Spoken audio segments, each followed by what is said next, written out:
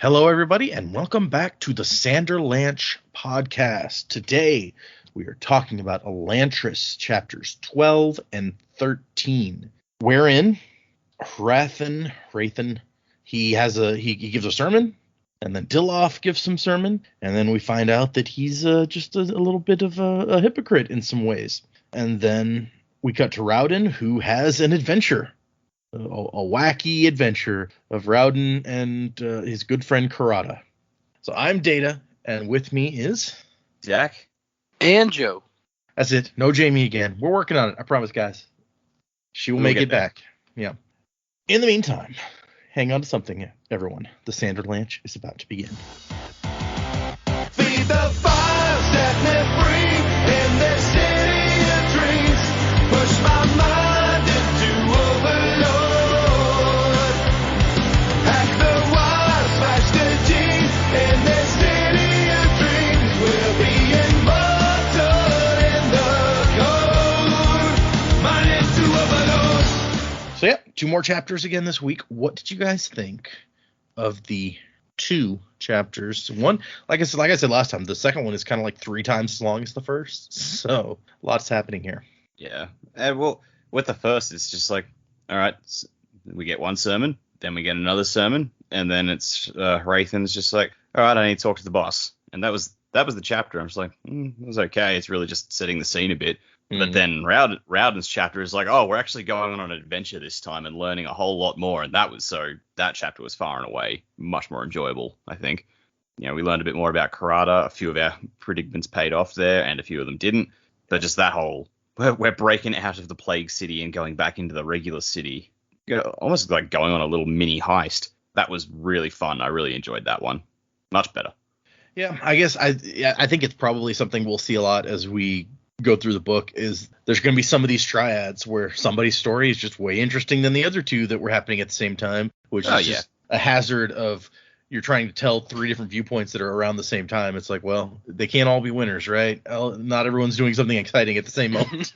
Yeah. And I feel like Rowden's got more of the advantage at this stage because he is in a legitimate life and death situation every minute of every day, whereas the other 2, they're kind of still plotting and getting ready to go for broke. So yeah, they are still plotting and planning. Serene and Hrathen are getting their ducks in line. I don't know that we actually got much more of an idea of what Hrathen was plotting in this one than in this chapter than in his previous one, but you know, Rowden's on adventures. Yeah, it kind of leaves us with a cliffhanger at the end of Hrathen's chapter. They hint at something, and then it's just like, I have a proposition. So then it's like, oh, well, I guess we don't get to know yet. But no, I like these chapters. Similar feelings to what Dak said. I actually really liked the inner monologue of Hrathen. I feel like Raiden has inner monologue, but it's not quite as. I feel like Hrathen does it a lot more than Raiden, at least at this point. And basically, we're getting to see step by step, like I'm thinking this way, but I'm acting in this way because I have a very specific role I need to play here. So it's pretty interesting. Not as action packed, obviously, but still interesting. And wow, this this guy he's got under his employ. He's got some issues. This guy. Yeah. I'm gonna guess that things are not gonna go well. Like eventually his craziness is gonna come to a head at some point. So stay tuned for that, I'm guessing. Stay tuned. Yeah. So but the Raiden chapter was fun. I like that he's building his group and yeah, I feel like a lot of the theories that we've made so far paid off. I was a little disappointed that Karada's not his mother, but that's okay. It worked out in a different way, I think, because we do still get her backstory at least, so we know about her. And yeah, they didn't leave us hanging on that. Right, exactly. It's not like we got halfway through and we're still wondering, is that his mom? It's like, no, we know for sure 100% she is a different person. So yeah, it was good. I'm excited to see what's next for Serene, but we'll get to that next time, I guess. Yeah, and as I recall, I think the next Serene chapter is also a pretty long one, so she may be having her own adventure. Does that mean next one's a 2-chapter break instead of a 3-chapter break, or? Okay. Well, I'll tell you right now. So yeah, next one we're doing 2 more chapters, 14 and 15. Okay. And that'll be Rowden this week. Yeah, nope. So I think that's for the next 3 episodes in a row, actually. We're doing 2 chapters, and then it starts getting bigger and bigger and bigger. Okay, cool. So honestly, it's not all that long that we go with just the 2 chapters before it goes 3, and then it goes like 6 and 4 and 7, and just starts getting exciting. Madness. Cutting Madness. back and Dogs and cats living together. My sister. You can't. And anytime anything crazy is happening, it's got to be Ghostbusters. Dogs and cats living together. Well, that's what I heard. Yes, it's true. This man has no dick. Yeah, we did a bit on that during the book club sessions. Yeah, I have listened to all the Baby Break episodes. They were fun. Well, I guess let's get into these chapters. We get a whole, like, Hrathen's chapter starts out with this whole, like, internal monologue about languages. It's like, apparently the Fjordal language is just so holy that and other languages are all profane. And so that is a weird flex. Right? It's like, not only are we the chosen, but our language is really the only good one. Our language is the best language. I mean, to be fair, that very often, maybe it's not that mentality per se, but old school missionaries, they would make people learn English or Spanish, whatever they were speaking, which is how their language spread to new worlds, basically, because they're like, no, you're going to speak this language because you're going to follow our God, and we speak this language. So, I mean, I get it. It's something that exists in the real world, or did at one point. But now it is the opposite. It is what he wants to do now. It's you learn the language and then you go there and you teach.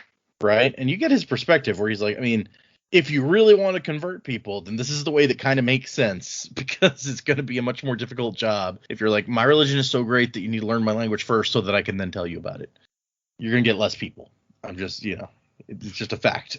But he's still a little bothered by it. He's like, what if people think that they don't need to learn Fjordal because they can learn about Jadeath in their own language?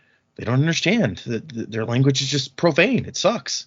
And so he's up here thinking about this, like, while he's giving a sermon. He's like, I don't really need to focus on my sermon that much. This is just, I do this every day, the normal stuff. And we get the whole list of, like, the different levels that you can be at in Jadeath's kingdom. And some of these words are very colorful. Yeah. Man, I thought corporate hierarchy was bad, but this is just, come on. How does one become a Gragdet? Right? I'm going to be the best Gragdet you've ever seen. I think in my brain I've always pronounced that Gragget, as if the D and the G had switched places. But yeah, it says Gragdet, all right. Yeah, it's like Dragnet, but Gragdet. And there's also Ragnats. I'm like, oh, that just sounds like a pest infestation or something. Yeah, no, it doesn't sound good. We went and shot some Ragnats off of my my moisture evaporators. Yeah, we bullseyed those some Ragnats. those 2 possum hunters that could have come back. I heard y'all got a Ragnat. Well, golly, Paul, I heard they got a Ragnat problem. Oh, geez, we've got to have to get some high quality, like, super soakers full of flames. Where am I going with this? I don't know. Soakers full of flames. I think I screwed you up because normally I'm Pa and I took the sun roll and it didn't work. We need to stick to our roles. Yeah, I chose the wrong roll. That's my fault. Oh my gosh, it's all good. I'll still be laughing. Oh man, you're a tired new dad, aren't you? Yeah. Oh yeah, totally. I'm back at work now. It sucks. Oh, that does suck. I'm sorry.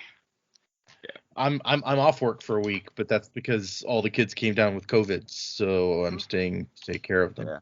Yeah, the good news is the vaccine works, right? Right. Yep. None for me. No COVID. That wasn't Yeah, I was like, that's not sarcastic. That's genuine. Yeah. Yeah. I got to move up my first jab. I'm getting it next Monday now. Oh. So nice. Yeah, Jamie's fully vaxxed, but I have not yet got my first dose, so I'm getting that in a week. And work is giving me the Monday off to get the shot. So yay, 3-day weekend. Very nice. Yeah. Woohoo! Yeah, I'm looking at this list, and I'm just like, I guess we know what Arteths are. Like, the Arteths are the priests at this church. We don't know what a Dorvin or a Greydor or a Ragnat is. We know the Gjorns. There's like only 20 or whatever Gjorns. And then we learn that Gragets, whatever, they're the leaders of the monasteries, and they're outside of the direct hierarchy. I'm sure none of that will come into play ever again. It's kind of just like all right, we need to know the equivalent ranking of this to really get an idea of. Yeah. Well, and to me, it strikes me as weird that he's like, this is the line that people serve in, but we know that he's taken like an Arteth as his Odiv or whatever. Yeah. So that seems to me like it skips a lot of steps on this ladder, which maybe once again, as we were talking about before, like what does Dilloff get out of this? And it's like, well, apparently he's like skipping steps on the ladder of service. Yeah, he's jumping ranks. Yeah. Well, if anyone's a Ragnat, it's him. Yeah. I think what we're learning about Hrathen is also he's like he's gonna absolutely work with what he's got. So he pulls this dude up because he's like, I need a zealot. So he's a very practical dude. And he is, yes, he's very tight on time. But it's like he's only been preaching here a few days, and already the chapel is packed up with people standing room only. People are lined up in the back to listen. So clearly, I mean, he's turned some stuff around a little bit. There weren't that many people here before. And he has this whole idea that it's like, so, as my religion becomes more and more popular, the people who were here first will be like, oh, look at me. I was there before it was cool. And they'll have to keep coming back to maintain their status among their neighbors as being part of the cool club early on. Oh, great. Yep, that's why I follow the religion I do. Because you got there first. Everybody can see how cool I am. You're like, I was one of the first 2 people in this religion, and I'm going to keep following it. The Church of Bob. I founded this church. It would be awkward for you to leave then if you'd founded the church, yeah. Yeah, you'd be surprised. That's usually the people that leave. Yeah. It grows into something they're not into, and they're like, oh, I got to get out of here. This is not why I started this church. I'm founding a new church. With blackjack and hookers. Forget the church. Well, yeah. Blackjack. It's probably just it's actually a brothel. It's not a church. You should name your brothel the Church of the. There's got to be something good to go there. The Church of getting laid. I don't know what you mean. The Church of the Common Man.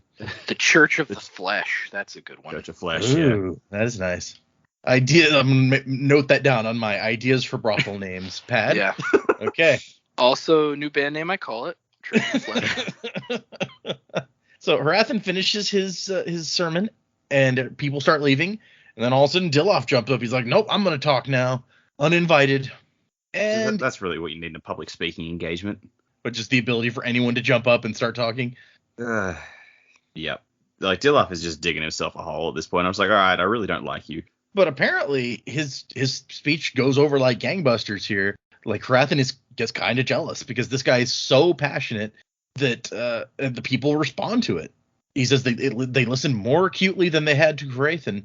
They followed his insane jumps with their eyes. He's jumping around up there like a crazy person, screaming. He's talking about his hatred of Elantris. And Hrathen's thoughts weirdly compare it to a mold. It's like a mold that spread uncontrollably once it found a dank place to grow. So it's not a very positive simile there, but it's fitting. Yeah, it's disgusting is what he's saying. Yeah, like Dilloff. Dilloff is very passionate about his hatred of Elantris, which we already kind of knew. Yeah. So, but Hrathen also thinks about how he personally is he's not passionate. He's logical. And he's like, I follow this church because it is so logical. Something so organized and careful about details has to be right? So he's just like, once you convert one empire, you've converted a lot, so. Easy peasy. Also, like, round about this section, I started getting the whole fantasy casting wheels working in my head for Dilloff. I'm like, I'm going with either Timothy Spall or Brad Dourif. It's the weirdest thing, but I see him for some reason as what's his name? Green Goblin. Willem Dafoe? Yes, Willem Dafoe. I don't know why, but that's what I see. Dafoe! I mean, I don't doubt Willem Dafoe could do the role, but I don't know. I picture Dilloff as more of a sort of a Weasley guy. Yeah. I also picture him as pretty young, but maybe that's just me. Yeah, I think he's supposed to be younger than Hrathen, so it kind of makes sense. But yeah, because I don't see Hrathen as old. No, he doesn't seem particularly old either. I still think Richard Armitage for Hrathen. Mm-hmm. Yeah, I remember you mentioning that before. Yeah, I'm good with it. But Hrathen actually feels kind of bad. He's like, I've never had something that I hated that much or loved so profoundly. I don't have this sort of passion. I'm good at what I do, but I'm not like this guy. It says Hrathen has been serving 30 years in Jadeith's kingdom. So I don't know if that means 30 years as a priest or if that's counting like when he's a kid in this religion. But so I'm kind of guessing that's as a priest. So he's probably at least like 45, 50. And so then Duke Telri, Mr. Third richest in the country, pops up afterwards. He's like, hey, it's a good move having that guy speak. I mean, people were getting bored when you talked. And Hrathen's sitting here like grinding his teeth at this comment.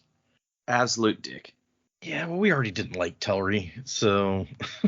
Yeah, but still, that's just like... I mean, you're trying to sign on to this religion and get favor. You don't need to be a dickhead about it. I think he's really trying to...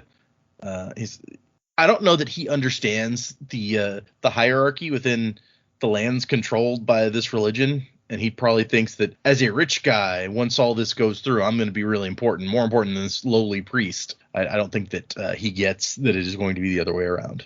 Yeah. Telri is going to meet a very unpleasant fate, and I will laugh. And Hrathen just has to play it like, oh yeah, this was my intention all along. I mean, he can't show any sort of weakness in front of Telri at this point. So he's like, there's two sides to every argument, the logical and the passionate, and you get attacked from both sides. And Hrathen asks him, have you considered my proposal? And Telri's like, it's so tempting that I don't think anyone in Erelon could refuse, let alone me. And Hrathen's like, good, okay, we'll be able to begin within a week. Whatever it is, yeah, you're right, we don't get any really idea of what's going on. And then he finds himself in the unenviable position of Dilloff did a good job, and he realizes here's another tool that I can use in my conversion, but I can't make it sound like, because he shouldn't have done this without permission. I've got to make it sound like I don't approve while at the same time telling him, like, we're going to use this. So he has to walk a line there, which I think he does a decent job of. He's very good at picking his angle. Yeah. But I feel like Dilloff has his own sort of agenda here, and Hrathen is going along with exactly what he wants. Yeah, I agree. And he's just like, remember, you don't do anything unless I specifically tell you to, okay? And he's like, oh yeah, no, I understand. I'm right there with you. Best thing for everyone. He keeps talking like that's all cool, but his actions say otherwise. Yeah, exactly. That's a very succinct way. And then we cut to Hrathen alone in his office, and he takes out a little box, and I don't know. It really builds up hard to this box. Like, he takes a gold chain from around his neck and digs this box out. It goes on and on about the combination and how it's only memorized. You never write this down. Did you guys have any thoughts about what was going to be in this box before we found out? I got too wrapped up with the whole mechanism he was describing and just going, this sounds like work. Yeah. I can see that, yeah. Honestly, yeah, the intricacy of the description of the mechanism, I'm just kind of like, well, I don't really know what's in here, but I mean, I guess it's going to be interesting. I thought it might be some like kind of secret like tablet or relic or something like that, but then it ends up being a seance, and I was kind of like, oh, dude, that's kind of messed up. They just lock these seance in a box until they want to use them. Right? Like, given our reaction last time where it's like, oh, we got to meet the seance that had lost its personality or whatever, and we felt bad. It's like the book has gotten us to this point where we think of them like people, and we feel bad about what happened to this one because it was Rowden's good friend since he was a kid or whatever. And then we meet one where it's just like, no, you sit in a box and you don't say shit until I tell you. And he opens the box, and the seance's like, do you need me, my lord? Shut up! Like, yeah. You don't speak. Yeah, it's kind of heartbreaking. You're like, oh, jeez. Yep. Yeah, that is funny. It's like, you open the box, obviously you need something from it, so it's just like, hey, how can I help you? And you're just like, shut up, I didn't tell you to talk. Shut up, Siri. Yeah. And I don't know if it makes it worse that it's a soft feminine voice, but yeah. It's just like, oh, why you gotta be an asshole, dude? Yeah, you might as well have said, you'll speak when spoken to, and like backhanded it. Yep. He's basically the equivalent of Iodon, I guess, and his treatment of women in his court. Hold on, pause. There's a baby coming for a good night hug. There's probably gonna be another one, so give me a minute. Balls of light. Now I'm here by myself. I'll talk by myself. That's chaos theory. You're not here by yourself. I know. Like, boom. any opportunity to quote the Jeff, you take it. Good old Goldblum. Boy, we're quoting Was it- Goldblum now. Was it you? Somebody sent me. I don't know what group that was in, but I got sent a photograph of like a consignment store, like a flea market type place, and the proprietor of said flea market store filled every empty picture frame for sale with a picture of Jeff Goldblum. Jamie tagged me in that on Facebook, and then Maybe and then I that's saw what it was. Yeah, and then I've commented, it's like, yeah, the proprietor. We all know Jeff really did it. That's what it was. Yep, 100%. So you were involved. Yep. I mean, if you gotta have something in those pictures, why not? I mean, I guess apparently you can have what's his name from Shang-Chi in them because he did work as a stock photo model, but Yeah, stock photo guy. Yeah, well, and I think the funniest thing to me about it was like the person actually put in quite a bit of effort, because it wasn't like they were all the same picture of Jeff Goldblum. They were all like completely different pictures of Jeff Goldblum. Oh, yep, I found it. They're all different and like different sizes and shapes. There's a round one. That is putting some work into it. Okay. Sorry, where were we on this thing? Oh, right, yeah, the Seance. Oh, Jeff Goldblum as king. Maybe. I feel like he would be nicer to women. Who are we talking about as like Mr. Burns? That was Ben Kingsley. No, but like we were talking about weren't we talking about casting him as somebody in the book? Might have been Mistborn though. I don't know. Yeah, maybe. I don't know. Okay. Maybe no, I think that was recent. Well, it was like the last episode because I just edited it, but I can't think of like who we were talking about. We could have been talking about someone back from Mistborn in that episode. Yeah, whatever. Mr. Burns, excellent. Exactly. Do it, Smithers. Oh, it's gonna bug me now because it was like somebody all thin and spindly. Oh, it was like Marishi or something maybe. Oh yeah, possibly. I remember talking about Burns, but I don't remember. Yeah, because Dak was like, oh, that's like it sounds like basically live action Mr. Burns. Then we've all just had a beat, just gone. Live action Simpsons is not something that ever. No, yeah, don't do that. Yeah, that's okay. Sorry, it was just weird to flash back to the previous episode. It's like the second episode of Clerks, the animated series. Okay, so hot, it's cold. We've already made that Star Wars reference. Why are we walking like this? Oh my god! I gotta go back and watch that now. I wonder if it's streaming anywhere. I have the DVDs. But... Anyway, oxygen. Apparently you can buy it on Apple TV. No thanks. Oh, or Vudu. Maybe I'll buy it on Vudu. Anyway, sorry, we're really drifting. It's all my fault.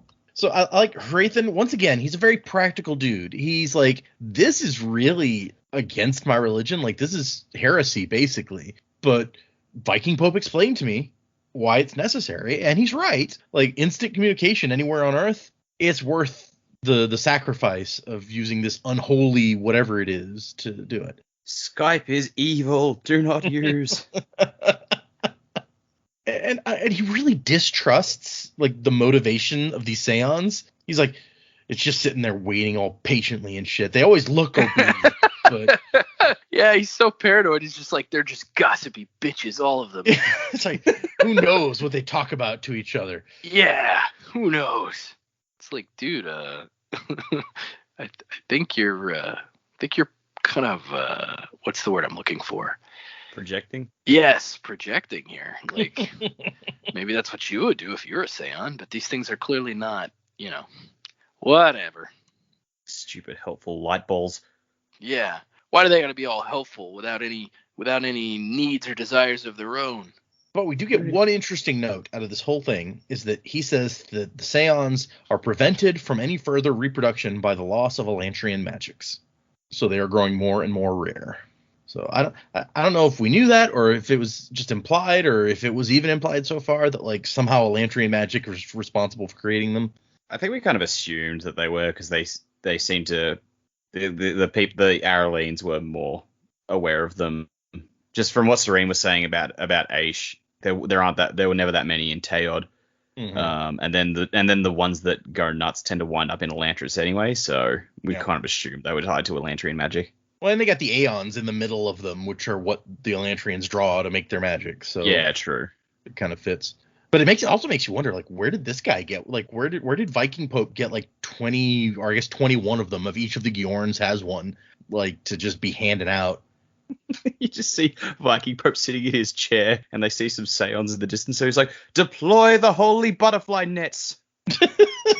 In my mind, it was more like he's at he goes to a bunch of estate sales, and he's just like walking through picking old stuff. He's like, "Oh, this guy had a Seon too. Yeah, I'll take that for my collection." He's just sitting patiently at an auction. Yeah, It's like, next item up for bid. This Seon in a box. Ooh, right here. He's actually got like a room full of them, and they're all like floating around. they just float around absently. No, you gotta like train them to sing, like make a choir of Seons. I made these ones sing the Halo theme. But the chapter ends. Oh my gosh. The chapter ends with Viking Pope coming on the line, and he's like, "I have a proposal involving one of the lords of Erelon, Great One." And that's the end. The second Hrathen chapter in a row that has ended on a cliffhanger about that fucking proposal. That's true. I didn't think of it that way, but it really is the same thing both times. This better be the hottest proposal ever. Like there's gonna be like all these women, and No, it's gonna be big, it's gonna be purely about like some sort of loophole in the tax code that they've discovered. He's gonna be like, Lord Wern, if we bring all of our priests here, we don't have to pay as many taxes. We can get the embargo lifted on the Tarragon trade. They don't charge churches in K. I bet they do. Yeah, I bet you're right. I can't imagine Iodon is the kind of guy to let anyone out of their taxes. No, you're right about that. Yep. But we cut to Rowden, and he's like, "Hey, Galadon, come over here. Look what I got." And apparently they've been looking through Galadon's books, which we kind of knew from a few chapters ago that was the plan. Look through the books to discover the secret of Elantrian magic. And he finds one written completely in Aeons, which he doesn't speak fluently exactly. Like, he can't just read it. But he also found a dictionary of Aeons. He's like, these two together, these will be our salvation. And Galadon's like, "Oh, geez, that's going to take you forever, man." But he's like, I have some experience with this. It'll come back to me. It's fine. Besides, if I have to read one more word about the landscape of Fjorden, I'm going to be sick. There's something we may have touched on this, but it really seems like Brandon's characters are really horned up on books. First you had Elend, and then you had, I don't know, it's like one guy who loves books in Mistborn. Vin hates them. No, there's not one guy. Well, I guess there's Norden. Good guy Norden loves Yeah. books. Norden. That's fair. But Breeze is like has contempt of books. He's like, who would even Sure. waste their time on this shit? Oh yeah, and Yeah, but Sazed loves books. you know? Sazed does. Yeah, okay. That's true. Sazed. I mean, God. The only reason he doesn't have more is because you can put him in his bracelets or whatever. Breeze is also the guy who's like, when he doesn't like something, you don't take him seriously because he's so comical. Like, it was actually a malicious character who didn't like books, or like someone who was militant in their dislike for them. Like, you'd be like, well, this guy's clearly a villain. I know Vin was pretty militant in her dislike of reading and writing. She did it anyway, but she didn't like it. Mm. And then people complimented her on her penmanship, and it kind of annoyed her. I bet Zane hosted book burnings. Sure, yeah, I can see that. Zane was a weird dude, though. Like, Strath is definitely the kind of guy who's like, I don't want books who say negative things about me existing. Let's get rid of those.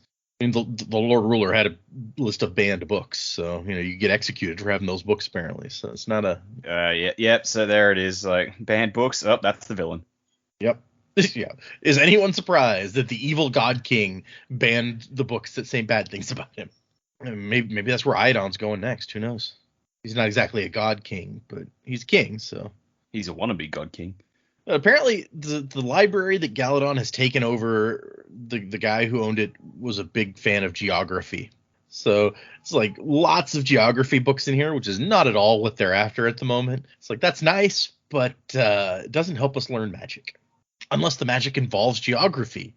Ooh. What does this book say? Tectonic plates? Ooh. It's like, all right, now we're going to use like the Elantrian magic to cause earthquakes, motherfuckers.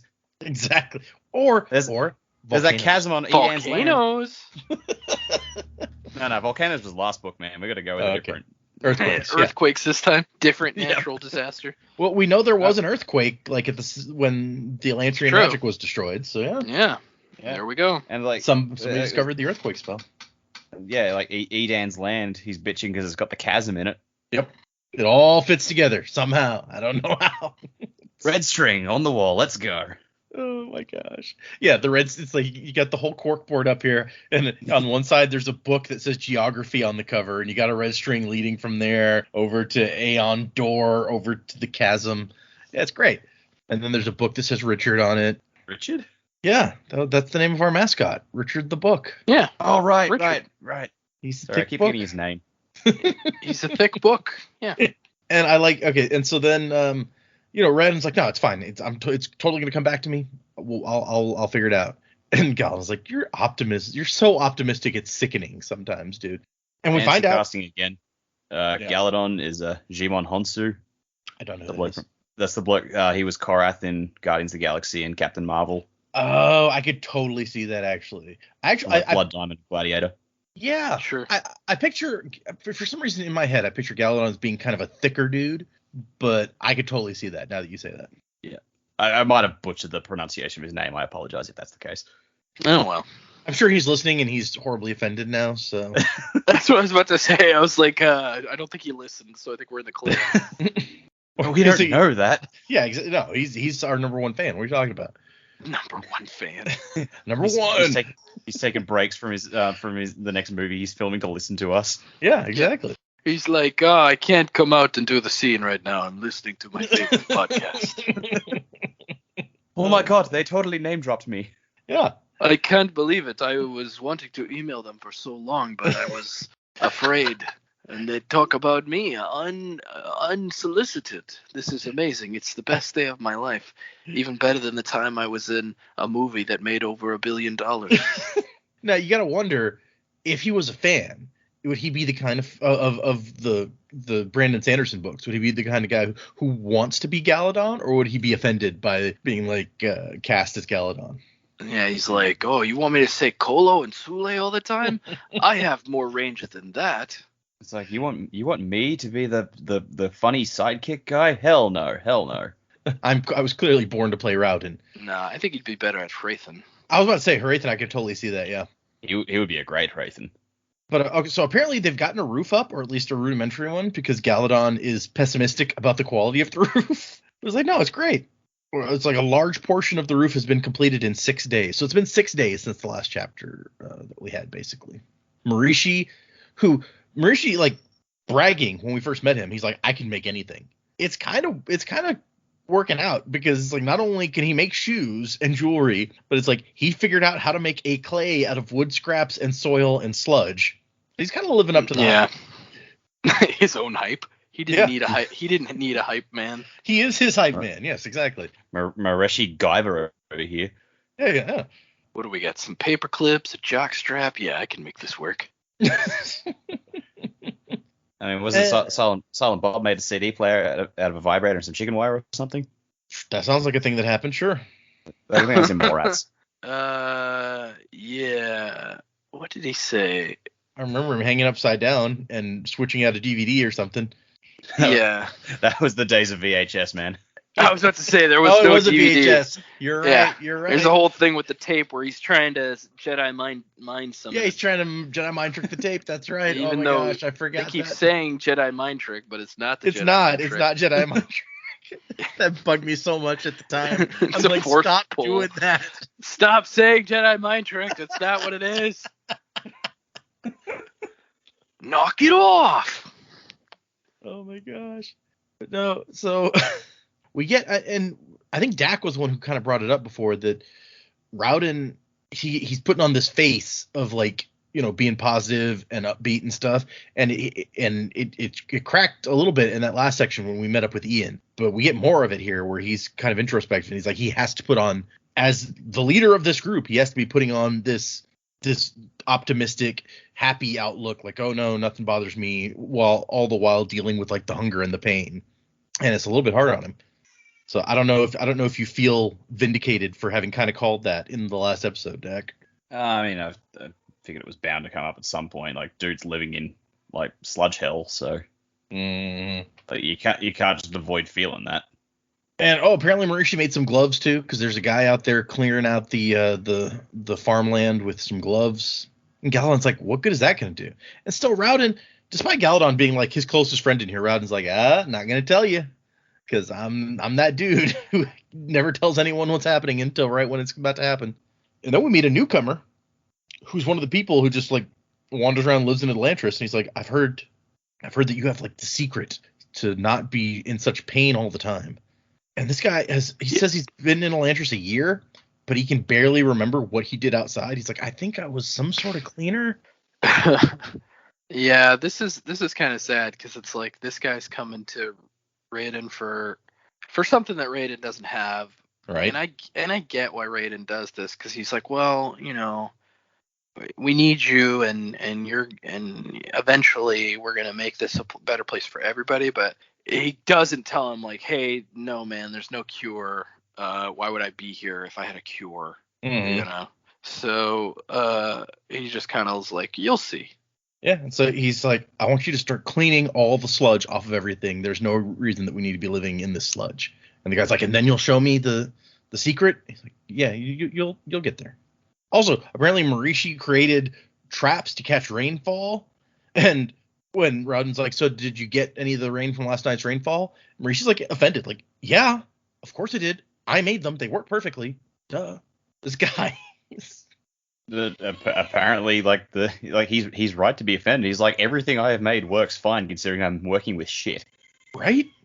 I mean, he's literally like spinning shit into gold here, and I'm impressed. I mean, we were ragging on this guy when he showed up, but yeah, it's like, forget Rowden. This guy's just like, this guy has all the answers. Yeah, Marishi's the MVP for sure.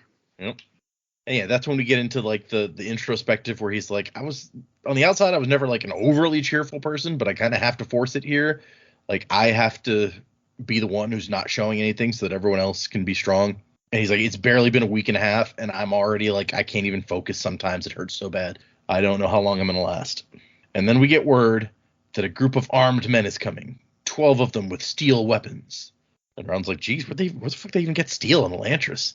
And Kurata strolls up, leading her men, and she just kind of looks at them, and then she turns and tells her people, destroy the building, chase them out, break some bones, and is just going to stroll away, which is that's hardcore. I mean, considering what life in Elantris is like, break some bones is harsh. Yeah. It's basically like, leave them in agony for the rest of eternity. Yeah. And Ron's like, I can get you into Idon's palace. Which, if we recall, she was captured in the city several times trying to get to Idon's palace. That's what created the theory that maybe she's secretly Rowden's mom, which it turns out was not that far off from the truth. Just not quite bullseye. She was a mom, just not the mom. Right. Yeah, it's a bummer, but that, it's fine. I also like that she's like, we'll never get out of the city. They've doubled the guard, something about looking good for a royal wedding. Like, somehow that news has trickled into the city. Yeah.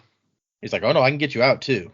And she's like, okay, I'm going to be back at nightfall, and you're going to deliver, or my men will break the limbs of every person here and leave them to rot in their agony. Which, damn. Okay. Sorry, on the topic of the news getting into the city, I figure that's just, anytime she recruits someone into her gang when they come in, like, she's like, all right, what's going on out there? That makes sense, yeah. If they're from K, then yeah, that's reasonable. I hadn't thought of that. And so Galadon is all in favor of, let's just hide. Like, there's places we can hide where she won't find us. And Ron's like, but then no one can find us. And like, you saw what happened today. A dude just heard about us and came in and wanted to join. This is what we want. We can't hide. And Galadon still doesn't understand what's happening exactly. He's like, do you really need to start another gang? Aren't 3 warlords enough warlords? Like, dude. And he's like, no, Galadon. I'm worried about life, not just survival. Life. These people are dead because they've given up, not because their hearts no longer beat, and I'm going to change that. Life finds a way.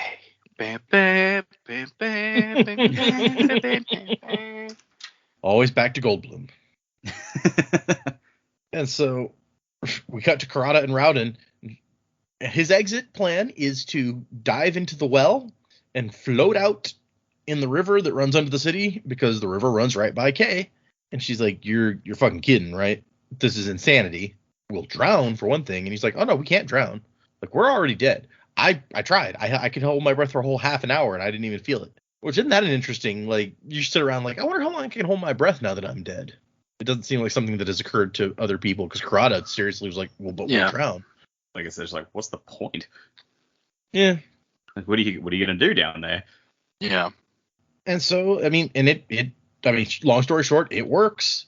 They get down there and float down the river. He has to swim a little bit to kind of keep himself in the middle to not get slammed against rocks on the wall. And then when they make it to where they want to get out, I like the statement. It's like, oh, I guess I should have concentrated less on theological metaphors of the trip and more on keeping my mouth closed, because now water has gotten into my lungs while I wasn't paying attention. Yeah. Honestly, with that amount of water in his lungs, like, his lungs should have burst open. I don't know. I don't know how much water exactly. It says his lungs were full. I don't know that that's literally like full, but not good. And it really makes me wonder how you get that out of there. Like, do you just turn yourself upside down and try to like get it to fall out? I don't know. I assume that, like, trying to take in breath with your lungs full of water will push the water around because the air is pushing it. That's a good point. I don't know how much air or how deep it has to go to talk, since that's the only thing he's using breath for. It's not like it's going down in there and getting circulated in the blood or anything. So I don't know. But anyway, so she has to tell him to shut up because he starts coughing as soon as he tries to talk. But there's still guards patrolling occasionally and stuff, so they got to be quiet. And as he's about to show her the secret passage into the castle, he's like, wait a second. I need you to tell me that you're not here to, like, kill the king or anything. And she's like, no, I mean, my quibble is not with him. And he's like, should I believe her? I don't. And the rumors are that she wants to kill the king, but who knows? So it turns out it's like, yeah, my dad's super paranoid, so. Right. I was going to say, it turns out there's a secret passage because Ion is so paranoid that he wants a way to escape. A last ditch effort, last ditch means of escape from if someone is attacking.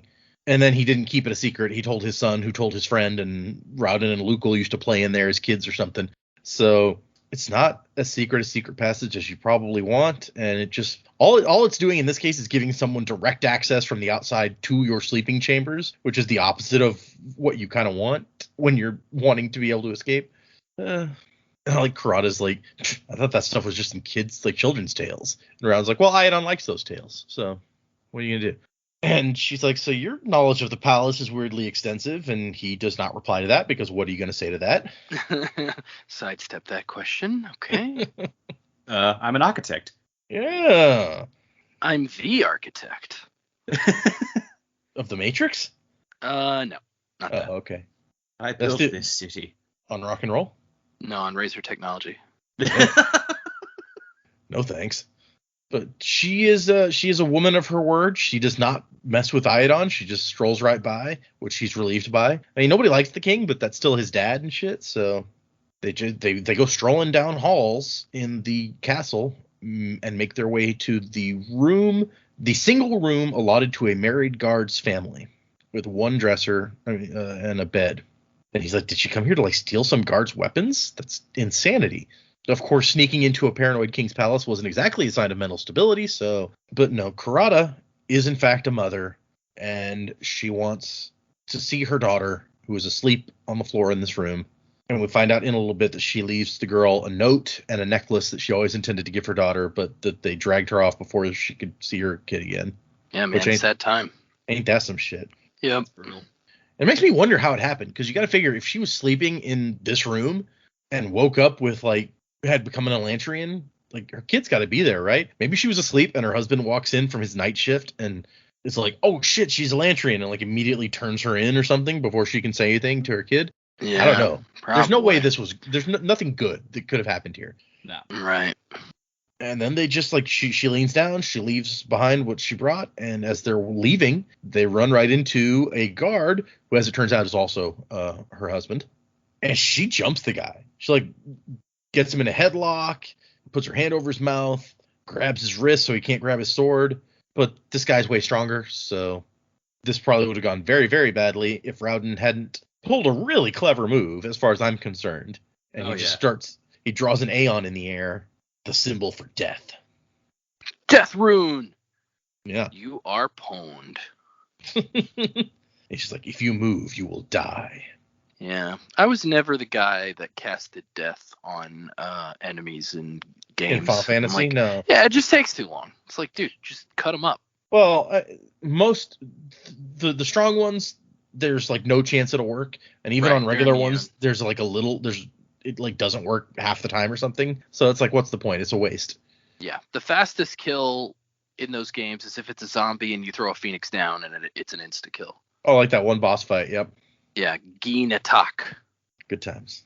Yeah, I don't usually want to waste my chance at casting a spell on anything that has a decent chance to have no effect whatsoever. Like, I'd rather Right. go for the pretty much sure hit than the possible. Mm-hmm. But that's this rune will 100%. He's like, this aeon will remain for the next hour. It will hang where I drew it, unseen. And if you so much as quiver, it will destroy you. And this guy just buys it, which, I mean, I guess, is that a risk you want to take to not buy that? I don't know. Yeah. It's like, well, he could be bluffing, or I could die. Yeah. All I have to do is stand here for an hour. Guess I will do that. Yeah. It's like the king wakes up. It's like, what the hell are you doing standing there? I got a curse on me, sir. Death rune. Just normal everyday thing. Terrible curse. The Frogurt is also cursed. But you get your choice of topping. That's good. The toppings contain potassium benzoate. That's bad. I go now. And then Rowden jacks the guy's sword, which is just like adding to his shame for the night. This guy's gonna have to go report that his sword got stolen the next day. And not only that, Yes. apparently we Stolen found by out the he's plague like, victims. yeah, we find out he's one of the king's like personal guard when they get the sword back into town. So it's like, yeah, so I got jumped and they stole my sword, and then I let them get away and go right into the king's chambers. I'm fired, aren't I? He doesn't have to say he didn't have to say that part. He could just be like, they went away and I never saw them again. Yeah. I didn't see which way they went. They jumped me and knocked me out and then left a death rune on me. As long as no one finds him for the next hour, he can just say, yeah, I got mugged and my sword was taken. He doesn't have to say it was by Elantrians or where they went or anything like that. Yeah. He can get, and he doesn't have to mention the death rune. So he's probably still going to get a pay cut, which means that Karada's daughter's going to go hungry for a bit. You didn't think that one through, did you, lady? Well, she didn't take his sword, to be fair. Rowden took his sword. No, but they're only Yeah, there and also because of she her. didn't know she was. Yeah, well, she didn't know that they were gonna walk right into him either. So Yeah. She should know his shift schedule. I'm just saying. it's been a year. His schedule. That's has true. changed. Yeah. But she's first thing she's like, he didn't recognize me, sounding amused yet sorrowful. It's like, yeah, that guard was my husband. We lived together for 12 years, and now he's forgotten me. Yeah. Would have been really a slap in the face is if there was like a woman in the bed. Like, ah, shit. Stepmom, what are you doing here? I mean, it's been a year. It could happen. Yeah, man. But she's like, they took me so quickly, I never said goodbye. And he's just like, yeah, I know. Same thing, man. I mean, Rowden didn't have a kid, but he experienced more or less the same thing. Yeah, his Yeah, maid yeah, totally say was like, he's dead. Get him. Get him. That was your whole plan. Get him. But- I'm glad to see you doing well, sir. You looked a little pale. Pale and splotchy. Yeah. But we also find out that she knows that he is Prince Rowden, which, once again, Galadon didn't have a hard time figuring it out. And now you've revealed to her that you have detailed, intimate knowledge of the palace layout. It was not hard for her to figure out either. No. But she's like, hey, I lived in the palace with my husband, protecting your father and your family. So I've watched you since childhood. Creepy. Yeah. But she's like, no, you lived up to your end of the bargain. My people will leave you alone. And he's like, you have to realize what I'm trying to do here. She's like, no, you want to be like Andon, right? You want to lord over Elantris as your father rules the rest of this cursed land. He's like, geez, people really are quick to judge me today. No, that's not what I want. Elantris doesn't have to be this pit. And she's like, hey, as long as food is scarce, people are going to fight over the food. And she's like, well, he's like, well, we'll just have to fill them then. So apparently a requirement of the death offering is not just that they have to send this corn. It has to be seed corn. The sacrifice has to be plantable. And she's just like, holy shit, no one has ever thought to grow food before. Yeah, which I find highly and I mean I get it. They're in the moment, they're scared, whatever. I find highly confusing. I agree. No one in 10 years, no one thought, "Hey, I could plant some food."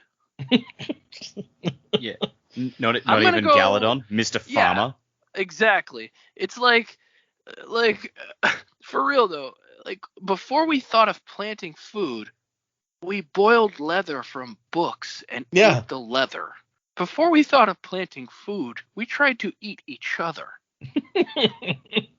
And I wonder if there's no plants just growing in Elantris already, like trees or anything that would have fruit, or I don't know. It just seems weird to me that this has never occurred. This is the biggest logical leap, or the biggest ask of you to suspend disbelief in this book to me. It's 10 years went by and not a single person thought, let's grow some food. I guess that we are also working from flawed information. It's entirely possible someone did try it, but they were working on their own because they were terrified of the gangs. That's and true. And then I don't know. One day you've got old farmer John. He's tending to his corn plant in some deserted corner when Andon's crew walks by and decides to bust his head in for no apparent reason. That's a really good point. Yeah. Karada I mean, I doesn't guess know everything. I'm sure. Yeah. Sure, but I mean, at the same time, if I saw somebody randomly and I was a part of one of the gangs and they didn't have food with them right at that minute, I mean, I guess you could make the assumptions if he's trying to plant that stuff, they're gonna steal it and eat it first before it can be planted. But it's seriously, can't we? Some of these people seem at least a little reasonable. Can't we just sit and have a conversation and say, hey, why don't we plant some food and then everybody will have food? Yeah. Well, we know that some of the gangs, I think Sheor's men are supposed to be just completely psychotic, so that group's not going to be doing any of that. But the others, come on. No. Well, and also, I mean, Karada's gang can't have been around that long. If she's only been in here a year, then her gang can't have existed for longer than that, unless she took it over from somebody else. So I don't know. Right. So she's like, "How are we gonna get back in the city now?" And he's like, "Oh, just trust me. It's fine." And so they walk up to the gate. And the guards are hanging around at the gate playing cards. I'm sorry. Right. Trust me is just his answer for fucking everything. It is. Oh my gosh. Yeah. And it really is just setting up for comic purposes. Because really he could just say, hey, look, we're gonna go up to the gate and we're gonna be like, hey, let us in. I mean, what are they gonna do? And then he could have explained exactly what he explained to them. But I guess we're supposed to believe that to some extent, he's flying by the seat of his pants here. So he's kind of making up a lot of it as he goes along. So maybe he hadn't completely formed the plan at that point, but still. Yeah, it's dude, just explain what you want to do. Well, and by the same token, it's he could have told Galadon the plan by now that, hey, we're going to grow food, and had Galadon on board with this idea. I'm sure Galadon would be thrilled. He's that's a great idea. Especially if he is a farmer. Yeah. It's bro, I need your farming skills. Help me out. It's he told some other random guy he recruited to clear out the place he's going to use for the farm. Yeah. But he didn't tell the farmer that, hey, I'm clearing this out so we can grow food. So it's just it's a little bit it's a little bit Harry Dresden, where it's just it's fun to keep secrets and know things that other people don't know. It's I love it. It's a wizard thing, you wouldn't understand. Yeah, professional smartass. Yeah. So yeah, he walks up to the guards playing cards. He's like, "Hey guys, excuse me, would you mind opening the gates, please? Be quick about it. I'm getting tired." What are you doing out? Trying to get back in? Duh. And the guard's gonna stab him for trying to get back in, I guess, or for having gotten out in the first place. He's like, no. He's no, like, whoa, hold on. I just told you all I'm doing is trying to get in. He's like, do you really want to explain how you killed an Elantrian outside the gates? You're supposed to be keeping us in. Wouldn't you be embarrassed if they found out we got out? And very naturally, the guy's like, well, how did you get out? And he's like, I'll tell you later. Right now, you should put us back in the city. How'd you get out? Trust me. How does that logic work for the guard? The guard's never gonna talk to him again. Right? He's just or at least the guard hopes not. Yeah, if I was the guard, I'd be like, I don't ever want to see you or talk to you again. Tell me how you got out now. What do you mean you'll tell me later? What's fucking... We're not friends. I don't know you. Get in there. He's like, oh, don't touch us. The shout is, after all, highly contagious. It's And like, then- yeah, we're too stupid to know that's not true. So he just opens the gates to let them in. And Rodden's like, thank you, my good man. You're doing a wonderful job. We'll have to see if we can get you a raise. This Peace out. is so condescending that it's amazing. Oh, gosh. And she's like, Karada's like, oh, you make it sound like we want to be in here, like it's a privilege. And he's like, hey, that's how we should think about it. We're going to have to be in here, so we may as well like think positive about it. You're a strange man, Raiden. Seriously. That's what she's thinking. Yeah. But he asked her not to tell anyone who he is, just like he said to Galadon. And also, please don't tell anyone how to get out of town, because if they find too many of us escaping, they're just going to kill us all. And then she's like, okay, there's something that I want to show you.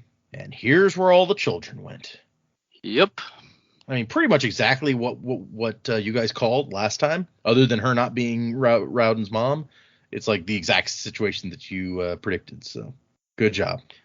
Well done. Yeah. The coolest thing is, that the mind of a child needs not fear hunger. Yeah, they apparently do better with all of this Elantrian thing than other people. She says that she's collected all the children. When she came into town, she saw children huddled in the shadows, frightened of everything that passed, and it made her think of her kid. And so she collects the children. And all the other people who work with her gang, they're all people who left children on the outside. So they feel the same way. They want to protect these children. Yeah. And somehow they manage to suffer not as much as the adults from the whole thing. But she says that they still, they can take more pain and stuff, but eventually they also break. And there's a whole other room with those kids that they keep away from these. So it begs the question, like, did she just work out with the other gangs? Like, hey, if there's a kid, we get the kid. That's a good question. Possibly. Maybe if a kid comes through the gate, she like gets closer. She's like, hey, psst, over here, come over here. Or like turn, what is it? If they go straight, or which way do they turn for her? Yeah, I forget which one it is for her, but it's just like, she just beckons them to take their first step in her direction. It's like, hey. Maybe that's why she always accompanies the group. Right. Yeah. Maybe she has a deal with them. It's like if a child comes through the door, like they take the child and they throw the food to the other two gangs. Right. Maybe so, yeah. Because that's all the other ones care about is the food, so. Yeah, so like if any adults come in, if they turn Karada's way, fair game. But like children, it's a trade-off. We take the kid, you get the food. And Rowden asks, like, why are you showing me this? And she's like, because I want to join you. So, will you accept my loyalty?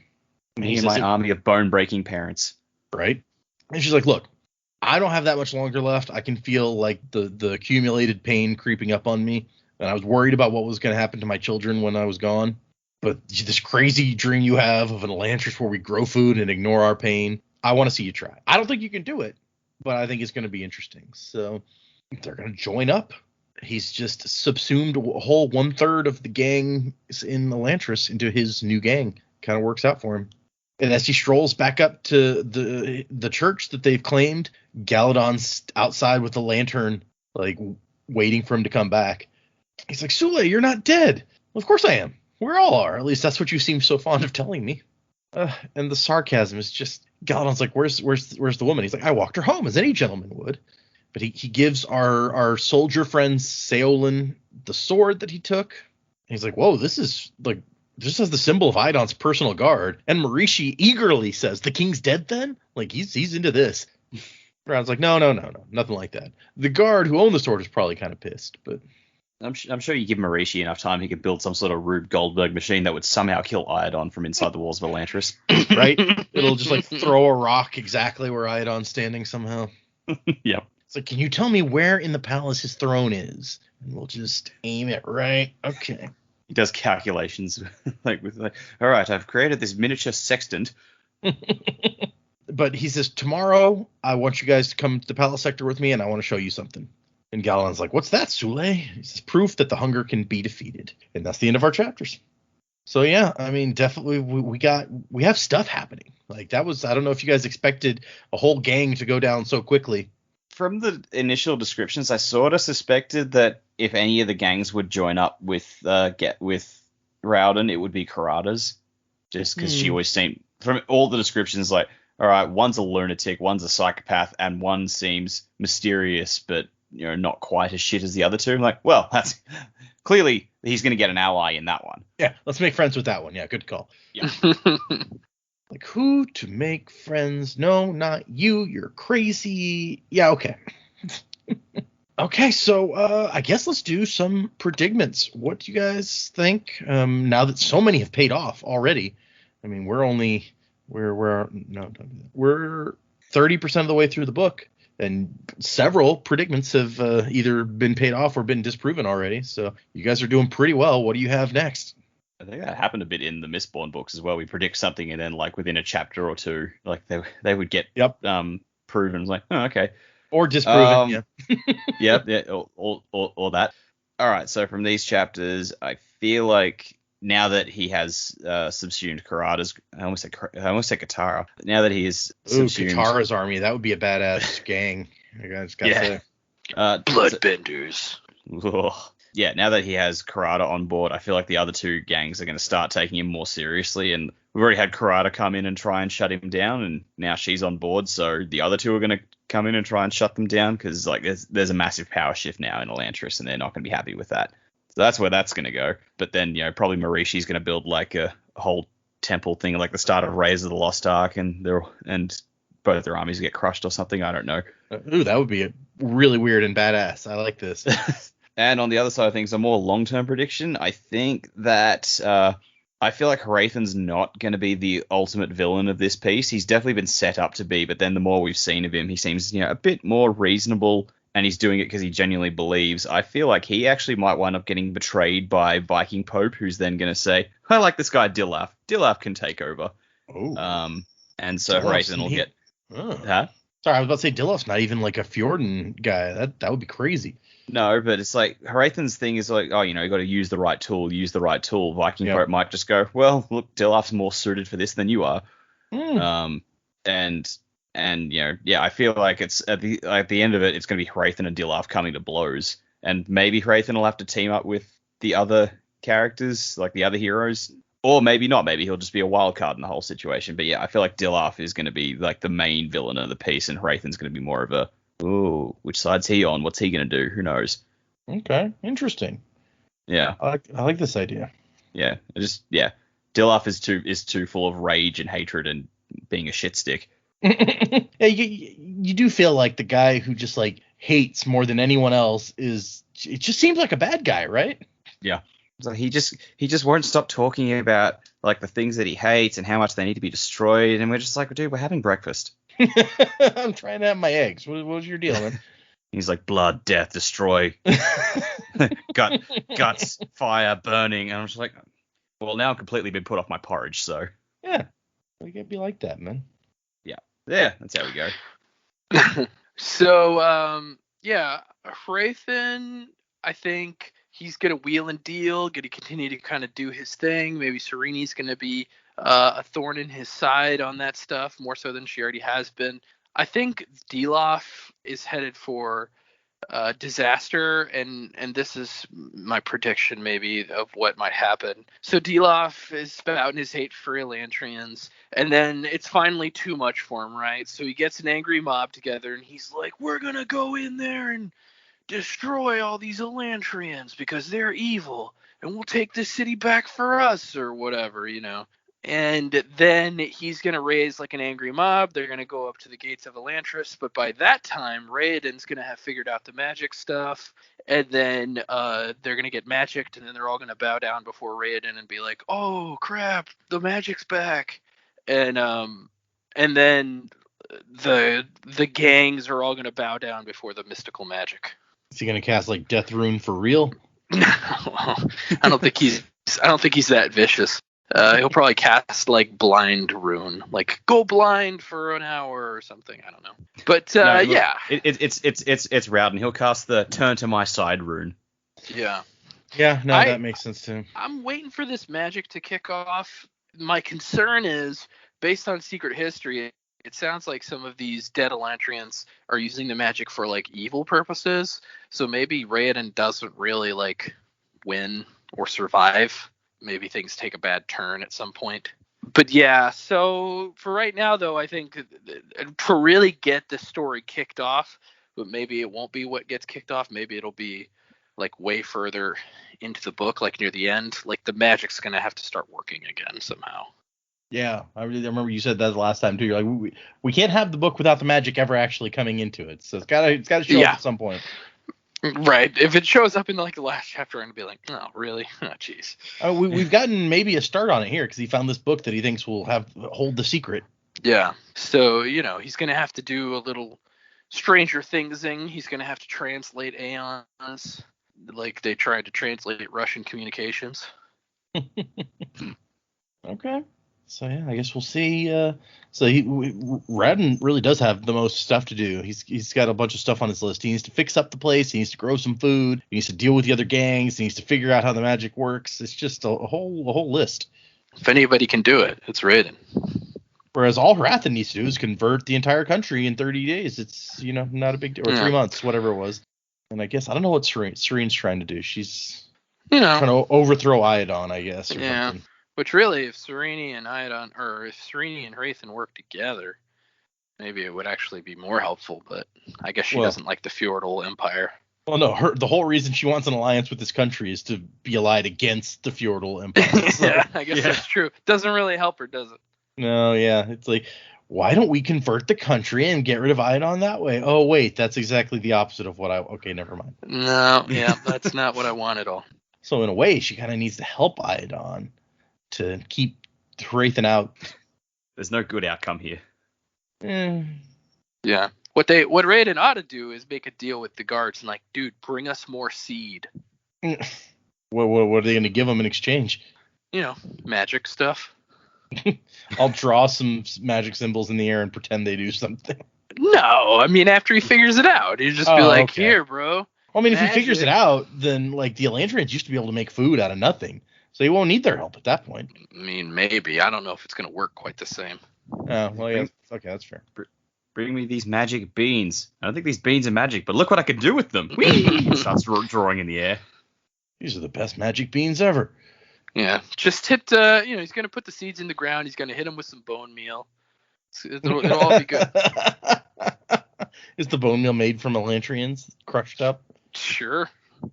That's, it turns out to be really good fertilizer. Maybe. Who knows?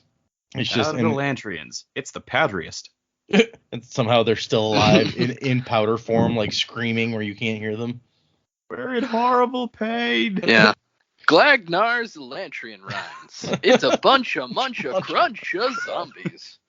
Oh my gosh. Isn't Glagnar one of the ranks in the feudal church? It sounds like it, right? Yeah, exactly. Ragnat or Rangat, I don't know. See, I feel like that's something that you could make and people wouldn't feel bad. It's like you can't say human meat. People don't want to eat that. But if you're like made from zombies, people are like, oh, well, I don't mind that. Yeah, I don't know. I might still not want to eat it. Terrible. Yeah, exactly. Yeah. Wait, if I eat zombie flakes, am I going to become a zombie? That's a fair question. I wouldn't want to risk that. No. Probably. It's flakes made of zombies. It's not flakes that'll turn you into a zombie. Like it's just like in a salt shaker. It's like a spice that you use in a recipe. Put some zombie powder in there. Zombie powder. Ooh, why does it taste like burnt chili? I don't know. See, now they need a brand of like some sort of spice that's called zombie powder because it's like really spicy or something. That'd be great. Yeah, it's a zombie jamboree in here. Well, all these spices. Zombie jamboree took place in a New York cemetery. Oh, there's a manga series called Zombie Powder, apparently. Oh, do they eat zombie powder? I don't know. Oh, also there is a something called Haitian zombie powder that messes people up. Oh yeah, that sounds applicable to what we were just saying. Jeez. Okay, good to know. Sorry, I just googled zombie powder to see if somebody had already had this idea for a product, and it's a deeper hole than I had anticipated going down in the middle of the show. A canceled 1999 manga series ran in Shonen Jump for 27 chapters. Follows a teenage boy named Elwood who joins with the mysterious criminal Gamma Akutabi. Why are the Blues Brothers going through this shit? I know, right? In their search for the Rings of the Dead. These rings are a group of legendary artifacts with the power to resurrect the dead and grant immortality to anyone who collects 12 of them. I do like zombie powder. I mean, I just want to find out what the zombie shit while Jake was in jail. Right? Oh, now I want to watch the Blues Brothers. You just did that to me. Why would you do that? I mean, because watching the Blues Brothers is something everyone should do. It is. Honestly, I'm a big fan of Blues Brothers 2000, even though most people don't like it as much as the first one. I like it, so. Never actually saw it, but I do like me that John Goodman rendition of Ghost Riders in the Sky. John Goodman's like surprisingly good in that whole thing. He does the Looking for a Fox song, and I really like that song a lot too. So we're on a mission from God. That's like because they're on a mission from God. That's like the Catholic Church has said that's like an officially approved movie. Really? Okay. Yeah, it's like one of the officially approved Catholic Church films.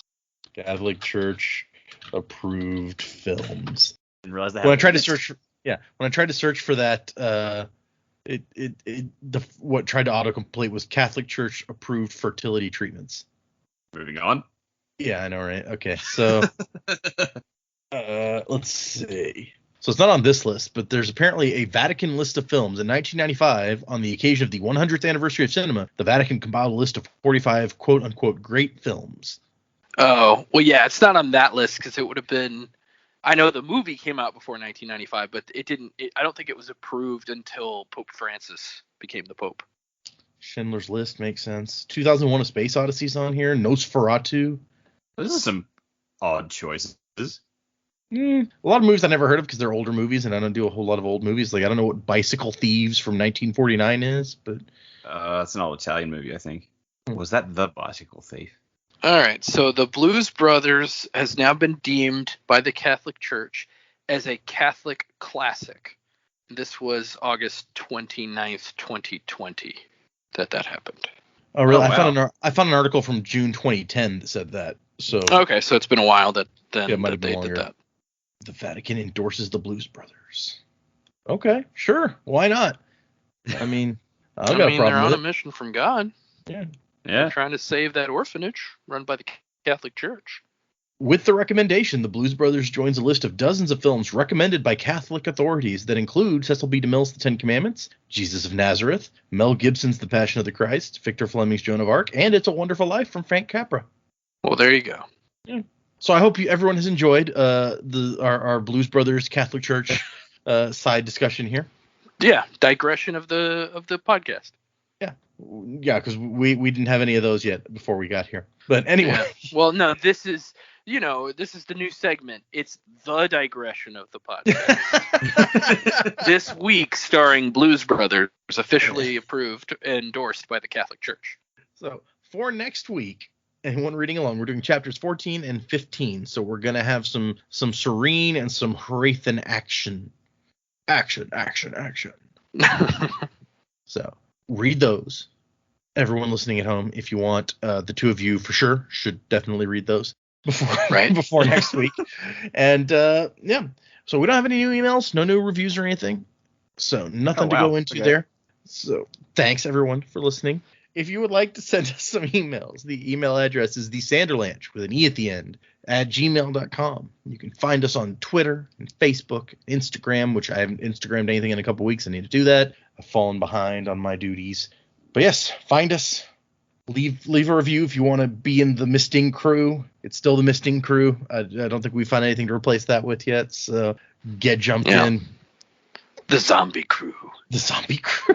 I guess you got to find something to call them. But yeah. Oh damn! I could call them like Ragnats and shit.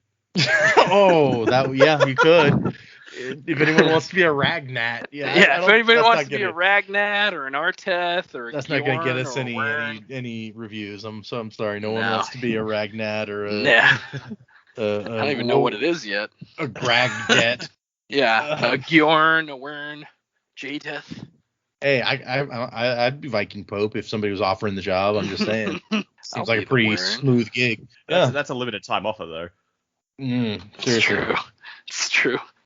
Anyway, music by Miracle of Sound and Wasn't to the Time of Next. Colo? My name's get up, get out in the city of dreams.